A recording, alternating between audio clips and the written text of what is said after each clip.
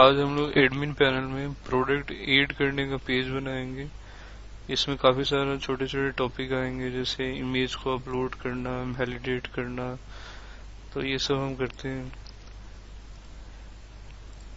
हमारा admin panel ये है, प्रोडक्ट ऐड डॉट php हमने लिंक दिया हुआ था। तो ये फाइल हम बनाते हैं। होम से हम कॉपी करते हैं इसको, प्रोडक्ट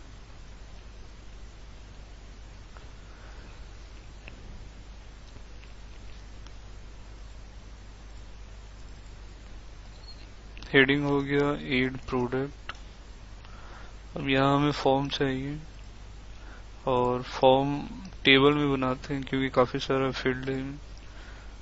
कॉलम में देख सकते हैं हमें कितने चाहिए। टोटल 8 है PID मिलाकर। तो हमें बनाना है ये टाइटल से लेकर कॉस्ट तक और एक सबमिट बटन। तो 8 हो गए टोटल रो। तो इंसर्ट टेबल, रोज हो गए 8, कॉलम्स हो गया 2। तो यहाँ पे सभी हम डालते हैं, टाइटल, बॉडी, इमेज, ऐसे। टाइटल, बॉडी, इमेज, फिर category, colour, model number, cost. यहाँ तक हमने लिया। डिजाइन में मैं डाल रहा हूँ, यहाँ डालना आसान होता था। ऐसे डायरेक्ट क्लिक करेंगे तो उसका TD आ जाता है। और प्रॉपर यहाँ फॉर्म भी होना चाहिए। तो form, action, method, post. Form close करेंगे टेबल के बाद। अब यहाँ पे हमें टाइटल के लिए इनपुट टाइप टेक्स्ट, नेम हो गया टाइटल, बॉडी मतलब प्रोडक्ट का डिस्क्रिप्शन टेक्स्ट एरिया में लेते हैं। टेक्स्ट एरिया नेम हो गया बॉडी। इमेज का अपलोडिंग के लिए इनपुट टाइप फाइल होता है। नेम हमने दे दिया इमेज। और कैटेगरी अभी समझना है हमें कैसे काम करेगा। कलर, वैसे कैटेगरी टेबल में हमारे पास जितने रिकॉर्ड्स हैं वही ऑप्शन आना चाहिए यहाँ पे।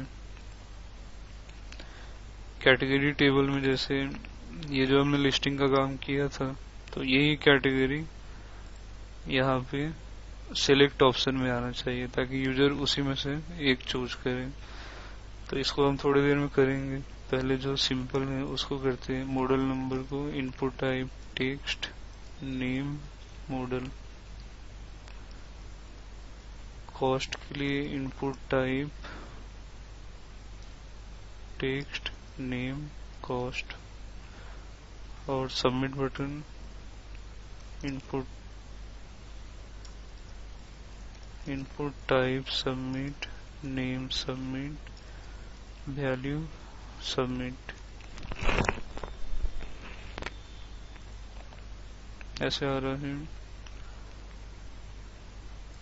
अब इसका PHP इंपोर्ट करते हैं यहाँ से।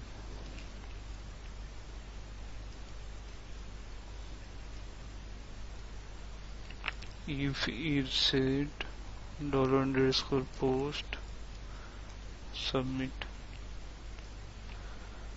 अब सभी फील्ड को रीड करते हैं। Title, $title equal to $_post title.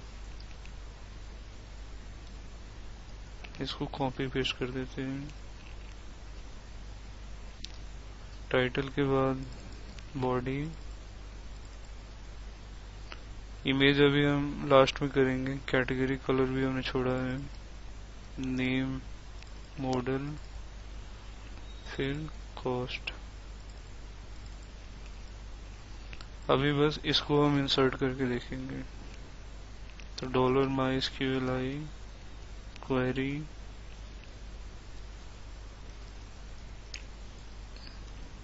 Insert into, table का नाम प्रोडक्ट्स, यहाँ कंफर्म कर सकते हैं प्रोडक्ट्स, कॉलम नेम, फिर वैल्यूज। तो कॉलम अभी हमने ऊपर जितना रखा है उतना ही लिखते हैं। डॉलर टाइटल के लिए, फिर बॉडी, यहाँ हमने कुछ मिस्टेक किया था, टाइटल बॉडी फिर मॉडल कॉस्ट, तो ये एक एक्स्ट्रा है, मॉडल कॉस्ट।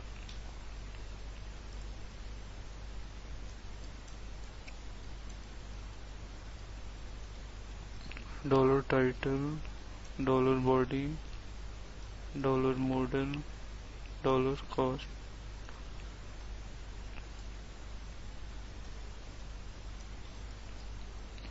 फिर क्वेरी को चेक करने के लिए डॉलर माइस्क्यूएल आई, एरर, तो इको एल्स,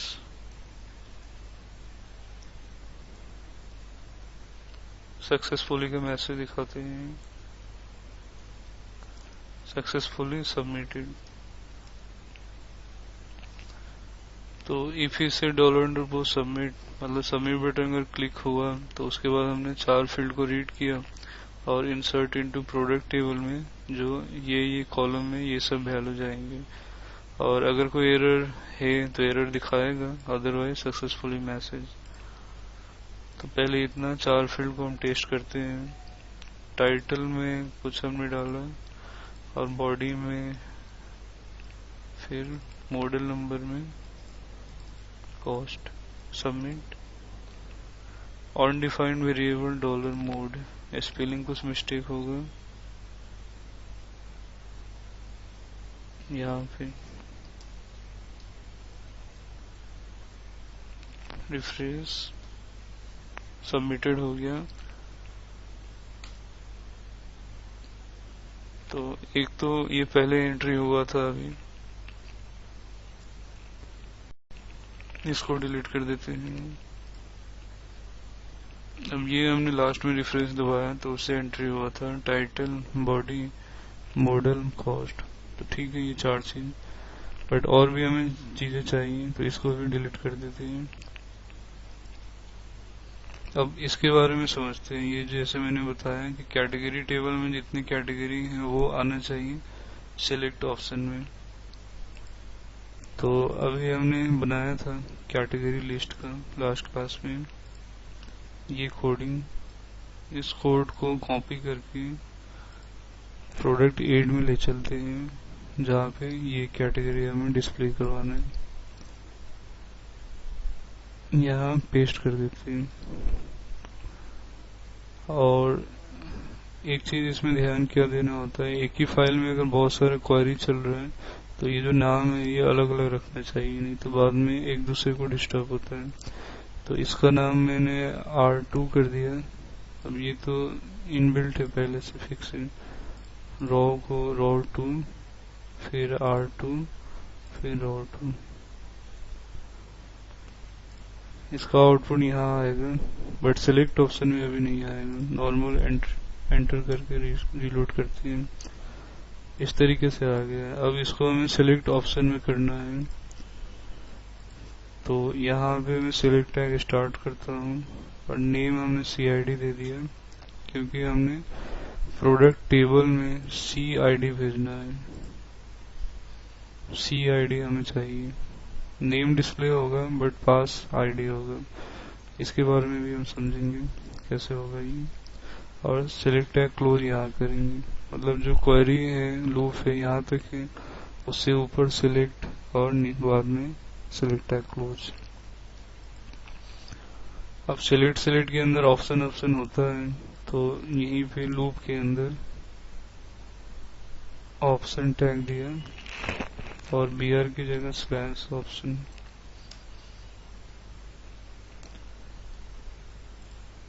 अब यहाँ रिलोड करते हैं, ऐसे आ चुका है। बट अभी इसको हम सिलेक्ट करेंगे, सबमिट दबाएंगे तो नेम पास होगा। इसका टेस्टिंग कर सकते हैं यहाँ पे। हम्म, इधर बीच में भी रख सकते हैं $CID, क्योंकि नाम तो हमने CID दिया है, ये रहा, तो नाम वेरिएबल का ऐसा रखना चाहिए। $पोस्ट, ये एग्जैक्टली नाम है CID। इसको इको $CID किया हमने, टेस्ट करना है हमें कि क्या आ रहा है, और हम चाहते हैं कि हमें टेस्ट करना है तो नीचे का कोडिंग एग्जीक्यूट ना हो, ताकि डेटाबेस में एंट्री ना हो जाए। तो डाई करके एक फंक्शन होता है, ये PHP एग्जीक्यूशन रोक देता है, स्टॉप PHP एग्जीक्यूशन, ताकि जैसे PHP जब ये ट्रू हुआ कि सबमिट बटन दबाएंगे तो ये रीड होगा और इको कर देगा, फिर PHP रुक जाएगा, नीचे नहीं चलेगा, ताकि ये इंसर्ट ना हो। एक बार रीलोड किया और जैसे कंप्यूटर सेलेक्ट करके सबमिट दबाते हैं तो नेम पास हो रहा है। अब हमें समझना है कि आईडी कैसे पास होगा, तो एक सिंपल सा फाइल बनाकर उसमें मैं बताता हूँ। जैसे कभी भी सिलेक्ट ऑप्शन के अंदर अगर ऑप्शन है जैसे इंडिया,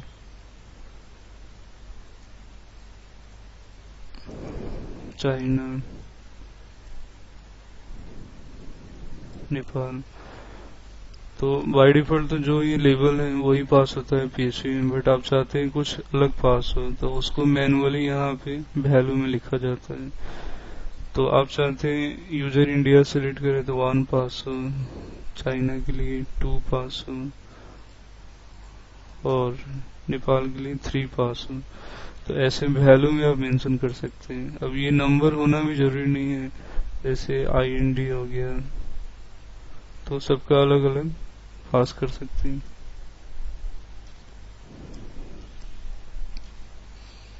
तो यही हमें लॉजिक वहां पे डालना है, मीन्स ये जो ऑप्शन है इसी के अंदर हमें वैल्यू पास करना है।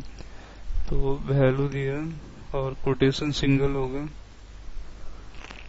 क्योंकि यहाँ बाहर डबल था। अब इसी के अंदर कॉनकैटिनेट करके एक वेरिएबल पास करेंगे, double quotation dot dot double quotation dollar, हमने नाम दिया CID, जिसको हम यहीं पे क्रिएट करेंगे। $रो2 नाम है CID। तो कैटेगरी टेबल से जैसे $2 में नेम है वैसे $2 से CID, और $CID हमने पास कर दिया। इसमें इंस्पेक्ट एलिमेंट करके भी यहाँ देख सकते हैं कि पास हुआ कि नहीं, सबका अपना अपना वैल्यू पास हो रहा है। अब अगर मैं कंप्यूटर सेलेक्ट करके सबमिट दबाता हूँ तो ID जाना चाहिए, ID जा रहा है। तो ये हो गया। इसी तरीके से कलर का भी ऑलमोस्ट सेम है, तो यहाँ से लेकर यहाँ तक सेलेक्ट कॉपी कर रहे हैं, और कलर का जो पार्ट है ये यहाँ पेस्ट कर दिया हमने। कलर के लिए प्राइमरी आईडी का नाम था कॉल आईडी, तो वही नाम देते हैं। सिलेक्ट स्टार फ्रॉम टेबल का नाम कलर हो गया, और रो2 था तो इसका सब 3 होना चाहिए, R3 रो3 R3। अब ये CID की जगह call ID, option value call ID यहाँ 3, नेम तो उसमें भी है।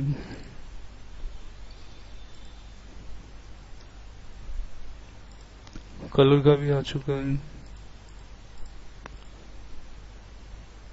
तो इसको भी इंसर्ट करके देख लेते हैं। अब इसका टेस्टिंग हो गया, इसको हटा दिया। डाई को मैं कमेंट कर देता हूँ। तो जैसे CID है वैसे एक नया हमने अभी अभी बनाया था कॉल आईडी का। अब इसको भी हम ये कमांड में फिक्स करते हैं, टाइटल बॉडी के बाद CID फिर कॉल आईडी।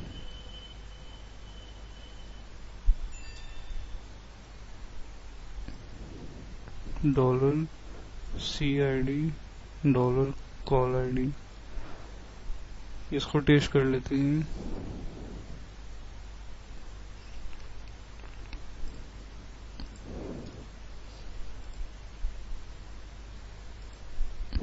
कोई प्रोडक्ट डाला हमने, डिस्क्रिप्शन में डाला, फिर कैटेगरी हमने मोबाइल ही रखा, कलर हमने ब्लू रखा, model number, cost, submit.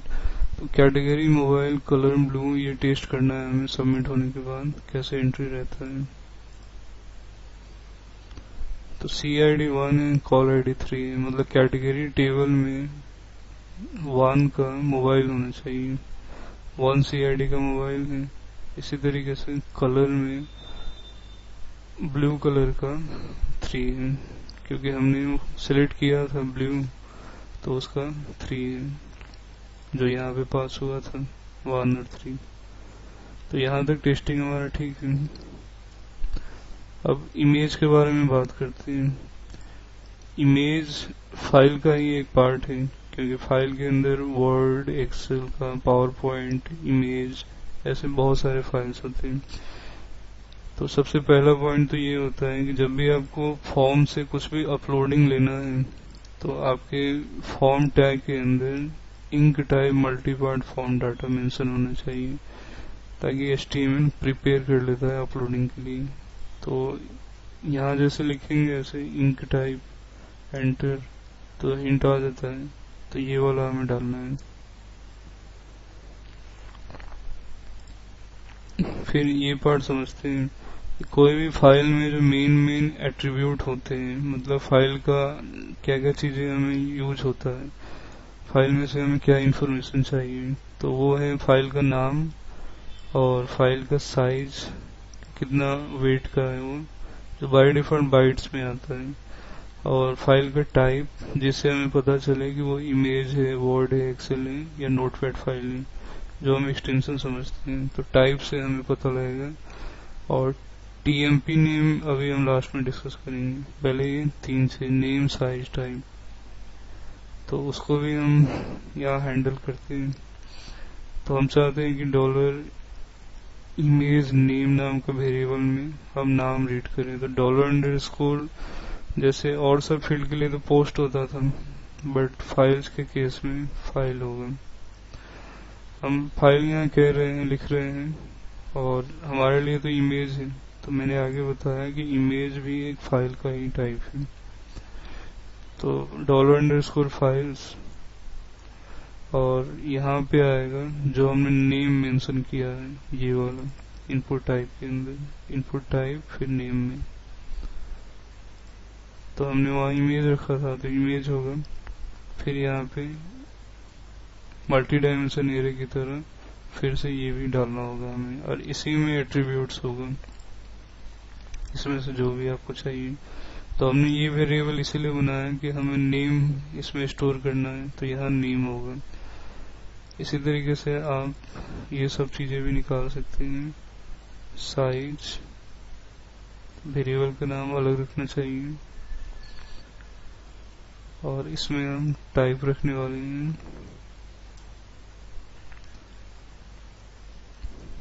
Type. तो तीनों एट्रीब्यूट हमने रीड किया, नेम और साइज फिर टाइप। ये भी यूजफुल है बट लास्ट में करेंगे। तो इसको इको करके हम एक एक देखते हैं, और फिर डाई लगा सकते हैं एग्जीक्यूशन रोकने के लिए।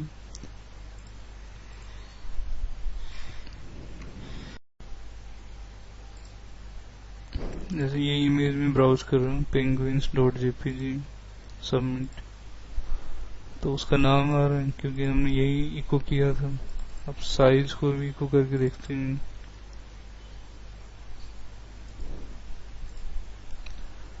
तो रिफ्रेश दबाने से डायरेक्ट उसको दिखा दिया। फिर से देखना चाहते हैं तो माउस ओवर में कर रहा हूँ, तो विंडो हमें दिखा रहा है 759 KB, और ये दिखा रहा है इस तरीके से। तो ये बाइट्स हैं, ये हमें पता है, मैंने लिखा हुआ है यहाँ पे। तो इसको KB में ले जाने के लिए डिवाइडेड बाई 1024,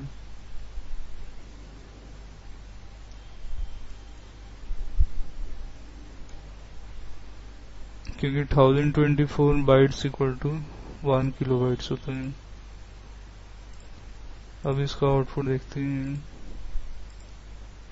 तो विंडो भी इतना ही दिखा रहा था 759, और ये एग्जैक्ट वैल्यू आ रहा है पॉइंट में। तो अब ये हो चुका है केबी में। टाइप को भी देख लेते हैं।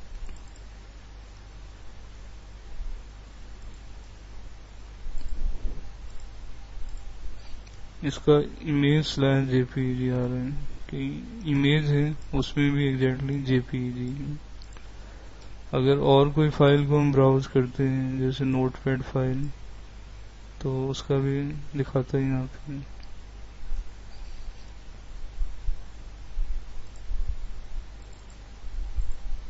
ये एक नोटपैड की फाइल हम ब्राउज करते हैं तो इसको टेक स्लैश प्लेन दिखा रहा है। तो सभी फाइलों का अलग अलग टाइप है जिसको टेक्निकली माइम टाइप भी कहा जाता है। तो ये टाइप माइम टाइप दिखाता है। एग्जाम्पल हो गया इमेज के केस में इमेज स्लैश, अब अगर जेपीजी है तो इमेज स्लैश जेपीजी, पीएनजी है तो इमेज स्लैश पीएनजी। नोटपैड को हमने देखा अभी कि टेक्स्ट स्लैश प्लेन। तो सबका अलग अलग टाइप होता है, वो इको करके भी आप देख सकते हैं।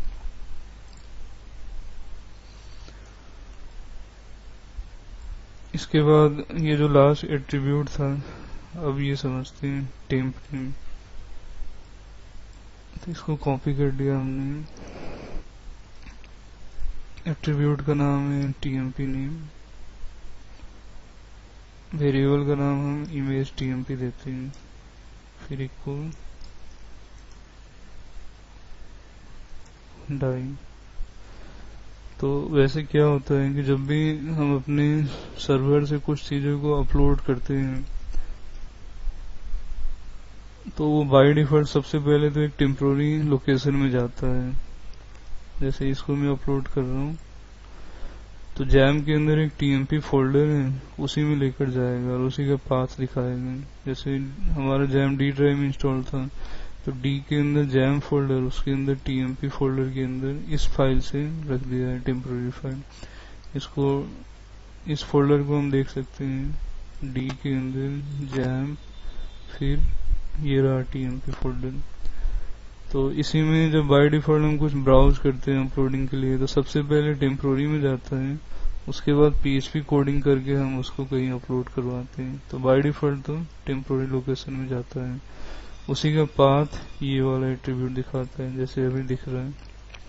विंडो भी हमारा बहुत सारा काम टेम्पोररी जगह रखता है जो %temp% करके देख सकते हैं। तो इसका यूज आएगा क्योंकि जब हम अपलोडिंग करेंगे तो इस एट्रीब्यूट का भी यूज आएगा। तो अब अपलोडिंग का काम करते हैं। अपलोडिंग का जो फंक्शन है वो कहाँ डालना चाहिए, यहाँ पे।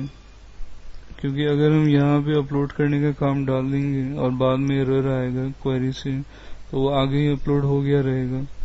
तो ये एलसी एक पार्ट है जहाँ पे हम बिल्कुल कंफर्म है कि सभी चीजें ओके है, सब चीज पास हो गया है, उसके बाद अपलोड कर दूं।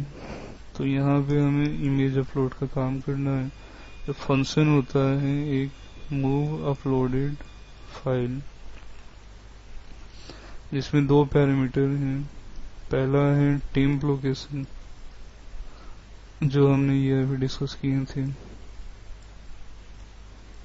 तो ये यहाँ आ गया। और दूसरा है फाइनल डेस्टिनेशन, ये आपको कहाँ अपलोड करना है। तो अगर इमेज का जो नाम है वही आप दे देंगे तो आपका ये जो फाइल जहाँ पे है उसी फोल्डर में अपलोड हो जाएगा। product.e.php ये है तो यहीं पे अपलोड हो जाएगा। अभी सिंपल ऐसा देख लेते हैं, फिर उसको और मॉडिफाई करेंगे। अभी मैं बस इमेज एक डालता हूँ।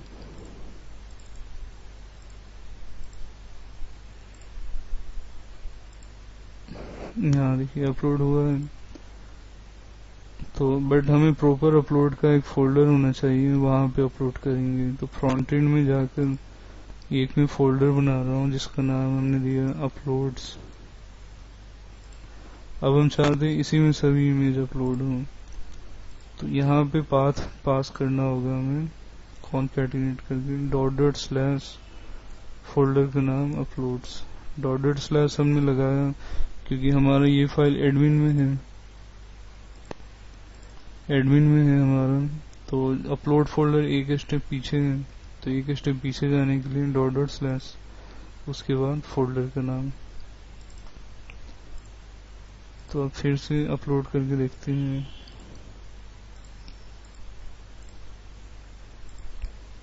हो रहा है। तो इस तरीके से हमने फोल्डर में अपलोड करवाया, अलग अलग फाइल को अपलोड कर सकते हैं। हो रहा है।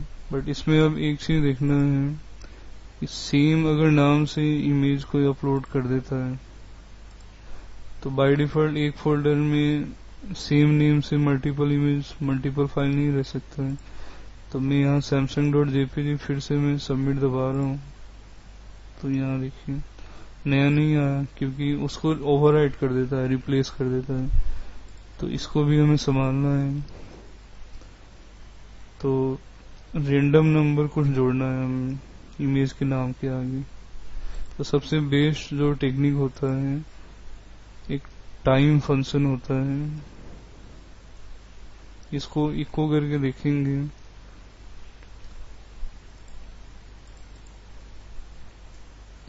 तो इस तरीके से अभी का जो टाइम है उसको यूनिक टाइम स्टैम्प फॉर्मेट में दिखाता है ये। अब इसको मैं अगर रीलोड करता रहूं तो इधर चेंज होता रहेगा क्योंकि सेकेंड चेंज होता रहता है। 29 फिर 31, तो जैसे जैसे आप रिफ्रेश करेंगे वो हर सेकेंड इधर का चेंज हो रहा है।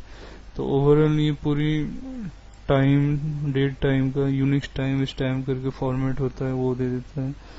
तो अगर हम ऐसे सोचें कि इमेज का जो नाम है जैसे samsung.jpg के आगे अगर ये लगा दें तो डेफिनेटली यूनिक होगा, क्योंकि दूसरा कोई अगर samsung.jpg डालेगा तो उसका अलग टाइम होगा, तो ये नंबर हमेशा यूनिक होगा।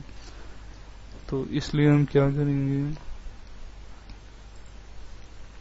एक नया वेरिएबल बनाया हमने $image अपलोड नाम से, जिसमें टाइम फंक्शन हमने लगाया और कॉनकैटिनेट अंडरस्कोर फिर ओरिजिनल इमेज का नाम। इसको इको करके अभी देख सकते हैं कि कैसा आता है।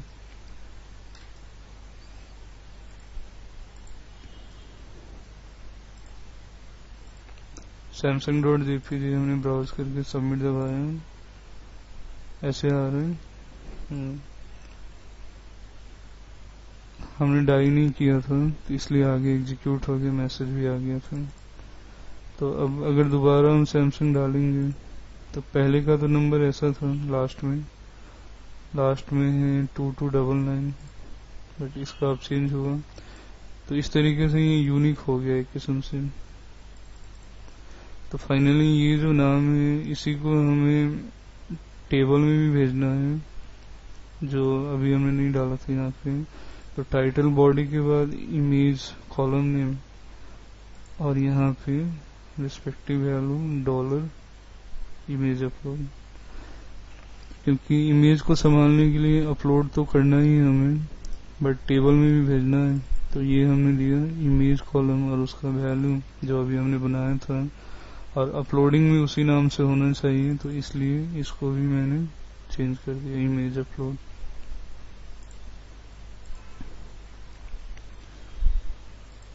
अब ये फाइल ब्राउज करते हैं, पुराना डिलीट कर देता हूँ। जैसे अपलोड हुआ फिर उसी फाइल को उसी नाम से फाइल को फिर से अपलोड करते हैं। तो क्योंकि ये अलग अलग नंबर जुड़ते जा रहे हैं तो अलग फाइल माना जाएगा, तो एक दूसरे को ओवरराइड नहीं करेगा। तो ये अच्छा सोल्यूशन है टाइम फंक्शन लगाना नेम के आगे। इसके बाद हम काफी सारे इसमें वैलिडेशन करेंगे प्रैक्टिस के लिए, जैसे साइज का वैलिडेशन करेंगे, एक एग्जांपल के लिए अपलोड बिलो 100 KB, क्योंकि अगर हम कुछ अपलोडिंग का ऑप्शन दे रहे हैं यूजर को तो साइज फिक्स करना चाहिए, ये तो काफी हेवी फाइल भी डाल सकता है। और टाइप भी रिस्ट्रिक्टेड होना चाहिए कि अलाउड ओनली जेपीजी GIF। अब प्रैक्टिस के लिए हम सपोज PNG फाइल अलाउ नहीं करते हैं, तो दो वैलिडेशन हो गया हमारे में।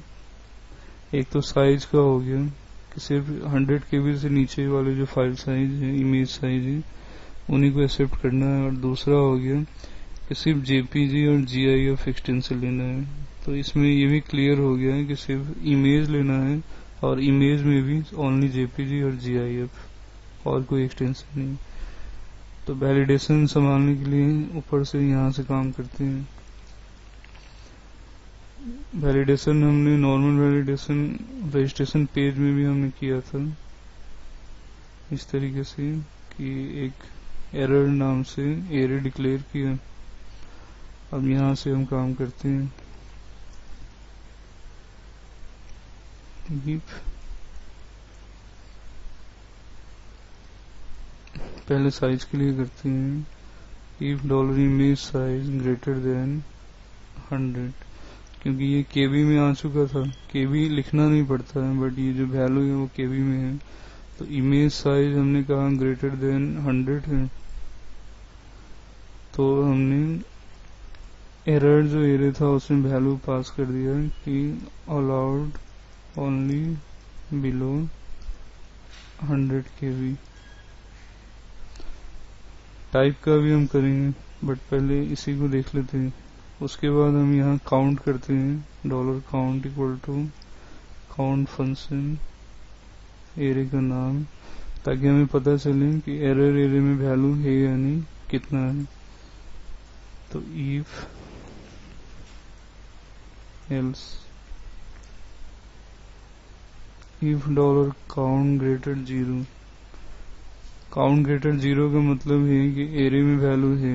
ये जो एरर जो एरे है उसमें वैल्यू है, और होने का मतलब ही एरर है कि यूजर ने ये गलत किया होगा, तो ये मैसेज पास हो गया एरे में। तो वैलिडेशन एरर है ऊपर वाला पार्ट, और ये सक्सेस है। तो एरर में हमें बस उसको दिखा देना है मैसेज को। तो फॉर ईच डॉलर एरे का नाम as $value equal $value line break. अब सक्सेस में ही ये सारा पार्ट होगा, क्योंकि अगर नॉर्मल वैलिडेशन पास हो गया तो फिर डेटाबेस में इंसर्ट होना चाहिए, और फिर ये सब क्वेरी होना चाहिए, अपलोड होना चाहिए। तो इतना पार्ट को हमने यहाँ से कट किया और यहाँ पे डाल देते हैं।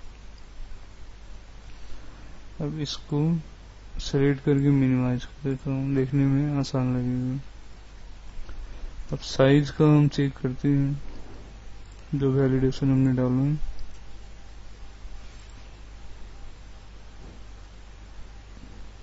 इमेज अभी हमारे पास काफी छोटा है, इसमें देखते हैं 209 KB का है, तो ये तो वैलिडेशन में एरर आना चाहिए। अलाउड ओनली बिलो 100 KB आ रहे हैं। अब छोटा इमेज डालते हैं, जैसे ये सिर्फ 7 KB का, तो ये इसमें एरर नहीं आना चाहिए, पास हो गया। अब इसी तरीके से इसका भी करते हैं, अलाउड ओनली JPG और GIF।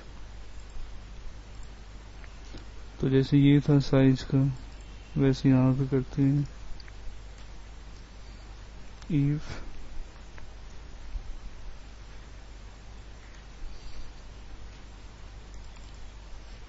$image type equal to image/jpg।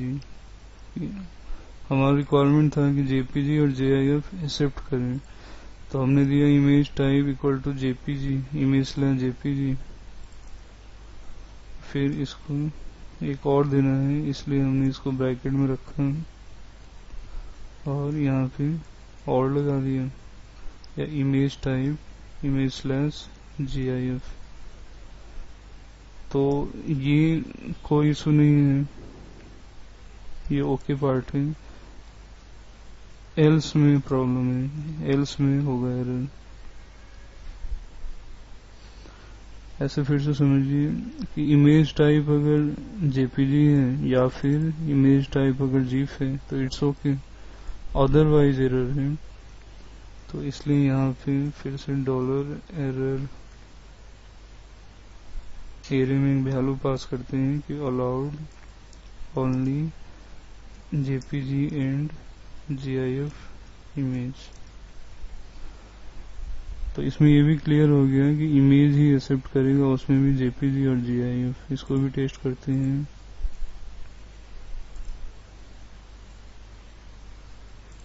इसमें PNG कोई नहीं है, सभी JPG हैं, JPG है। PNG इमेज को मैं देखता हूँ यहाँ पे।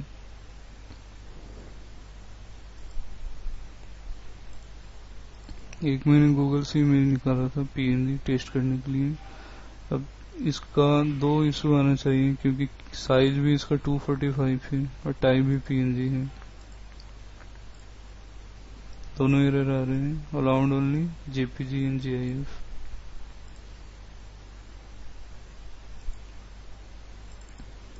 और अगर नॉर्मल JPG डालूं और वो भी साइज अगर बड़ा था, एक सेकंड,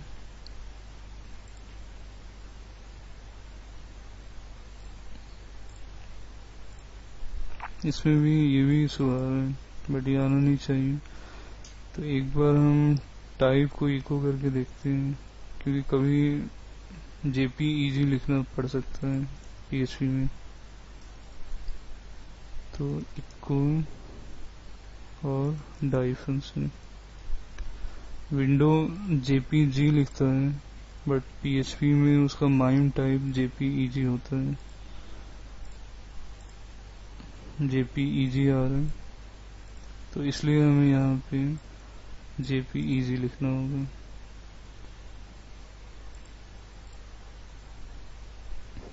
JPEG टेस्ट करते हैं इसका। फिर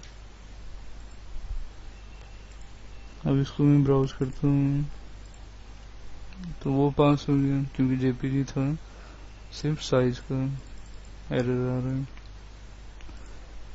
तो इस तरीके से हमने प्रोडक्ट पेज बनाया, जिसमें काफी सारे हमारे पास फील्ड है, title, body, image, category table से हमने फेच करके दिखाया, कलर टेबल से फेच करके दिखाया, ताकि उसी में से एक वैल्यू को सिलेक्ट करें। उसको फिर हमने रीड किया, और इमेज के केस में फॉर इमेज तो $_files और नेम हो गया, उसमें जो भी हमने इनपुट वाले में नेम मेंशन किया है, नेम हो गया। फिर यहाँ एट्रीब्यूट हो गया, जो हमने यहाँ लिखा था name, size, type, TMP name, इससे नेम आता है, साइज आता है जो बाय डिफॉल्ट बाइट्स में होता है, फिर टाइप आता है, और टेम्प नेम जो होता था वो टेम्पोररी कहाँ पे अपलोड हुआ है, सर्वर में कहाँ गया है, वो बताता है।